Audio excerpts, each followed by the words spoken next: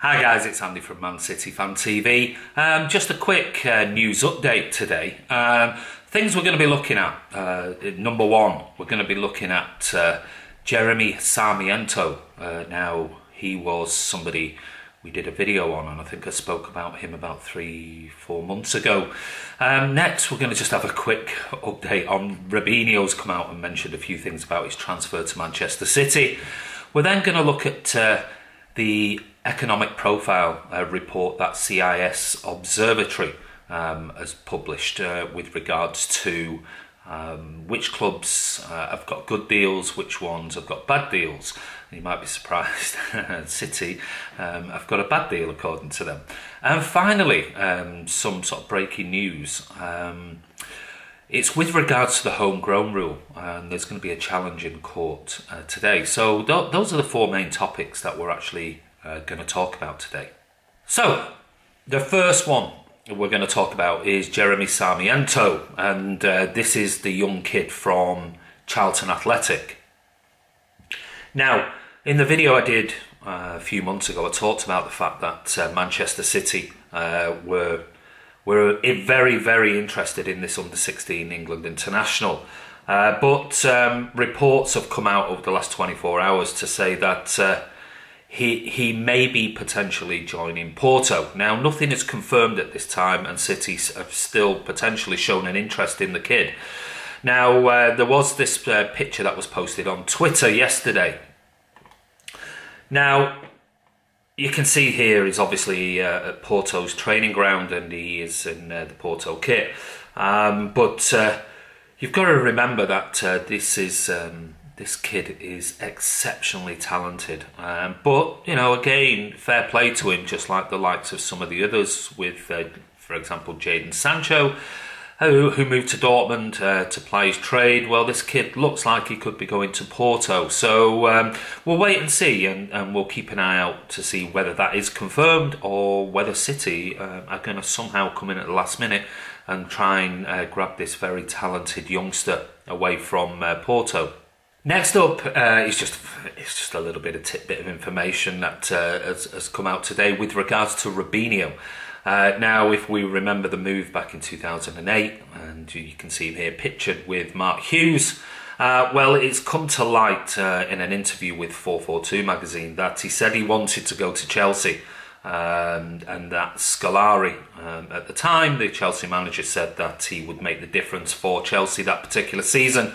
However, I think Real Madrid, by all reports, from according to Robinho in the article, Robinho said the fact that Chelsea had actually printed shirts with Robinho on before any of this was announced seriously annoyed them, and they took it quite personally and pulled out the deal to sell Robinho to Chelsea, hence why he came to Manchester City. He did make some comments to say that he had a wonderful year and a half at Manchester City and really enjoyed his time here. However, it just goes to show you in this modern era that it's best to keep your cards close to your chest when dealing certainly with superstars and these superstar clubs, because the slightest little thing can really annoy them and a transfer deal can be off.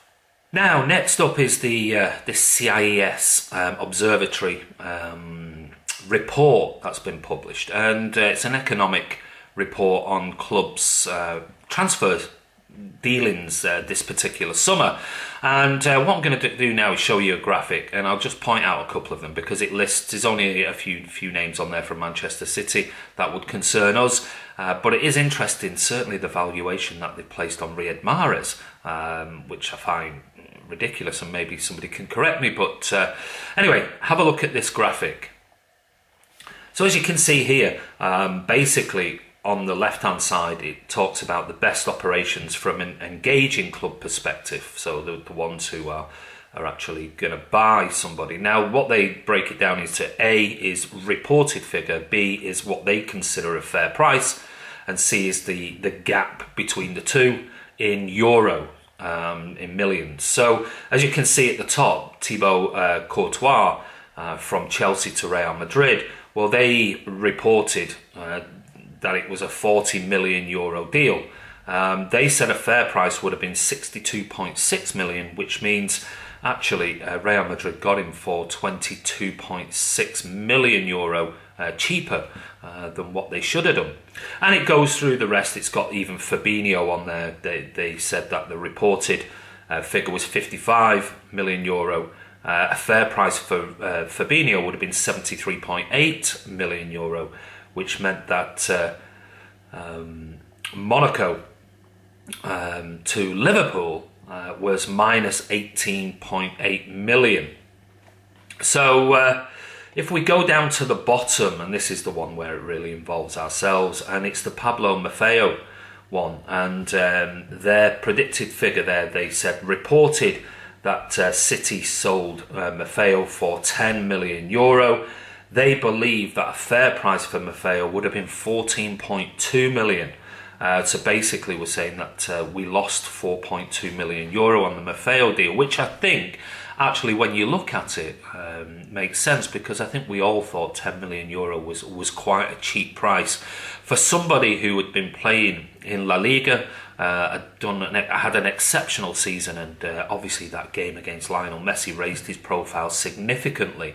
However, if we take a look on the other side of the table, here what you've got is the best operations from a releasing club perspective. So at the top there is Arrizabalaga, however you want to pronounce that. Now, Atletico to Chelsea, his move, well, they said the reported move was around about €80 million. A fair price would have been €35.3 million, which means actually Atletico made a significant increase on the sale of €44.7 million. So, I think sometimes you've got to take these figures maybe with a little pinch of salt, and that is in particular to number 2, which is Riyad Mahrez.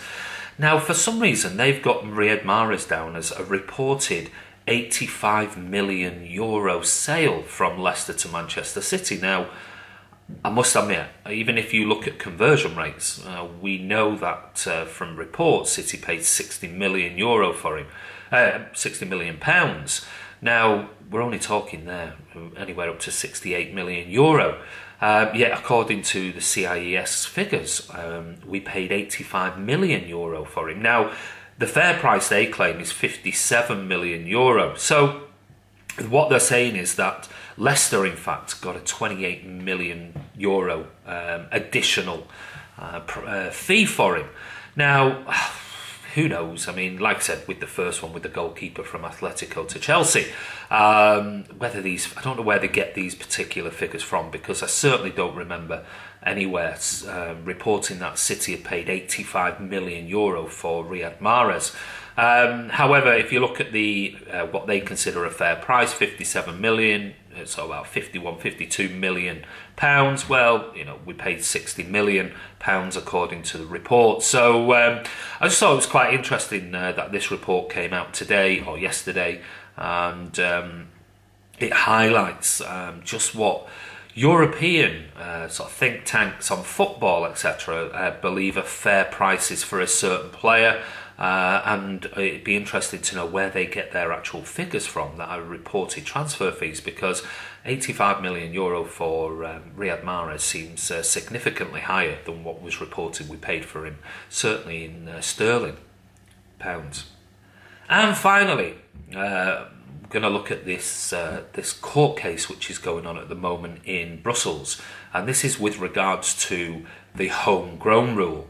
Now, you can clearly see by this graphic, it says a case against UEFA's homegrown player regulation to be heard in Brussels court, and that is today. Now, basically, the very short article talks about after the setback following the ruling of the Court of Appeals in Brussels that declared the forced arbitration of the Court of Arbitration of Sport, or CIES, illegal, UEFA is faced with yet another court dispute that could affect its homegrown player regulation, which obligates teams to include a minimum of 8 players that were trained by clubs from the same national league in their A list of 25 players for UEFA competition. Now, we spoke about the release of the Champions League squad last week, and we were talking about the A-list and why we only had 22 players on that particular A-list at the time, and we were talking about Muric and Grimshaw and the likes of Foden and Diaz and things like that. Now, if you remember rightly, with regards to the Bosman ruling, and I'll read this to you.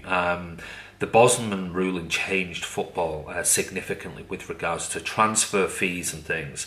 Now, this now has been brought in a challenge by the same people who brought in the challenge with regards to the Bosman ruling. Now, it says the decree came into force. This is the homegrown rule in 2008-2009 season, and it's been challenged by football agent Daniel Striani. In a case he's brought to the Brussels Commercial Court. The case will be heard today, and it starts today. How long it's going to be, we don't know. Striani claims that the homegrown player regulation violates EU law on the free movement of workers and competition, and his challenge is based on the recent ruling of the Court of Appeals regarding the CIES. Now, Striani is represented by Jean-Louis Dupont, who was involved in the Bosman case, and Martin Hissel, the same lawyers who obtained the historic ruling for a few days ago that could change the judicial model and the order of world sport. So the same people who actually brought the case for the Bosman ruling, which was found to be illegal under EU law with regards to compensation and free movement of players when a contract is finished. These people are bringing the same case to say that the homegrown rule that UEFA have brought into play is illegal because, as it states there, it limits and it violates EU law. So this is law. This is not football law. This is EU law for free movement of workers and competition. So we'll keep a very close eye on what happens here, because it could have a significant effect on football, certainly across Europe. And this whole debate we've had about teams including 8 homegrown players and who they are and what the regulations state, this could be thrown out the window if it actually, in fact, turns out that it is illegal. So really, really interesting, and can really change the dynamics of football within Europe. So anyway, guys, give us your comments below. What do you think on the topics that we've just spoke about? Please don't forget, subscribe to the channel, click notification, comment below the video, and we're pushing for that 4,000 subscribers, which we'll hopefully have soon, if you guys can help us get there. Anyway, this is Andy from Man City Fan TV. Have a great day, and we'll see you soon.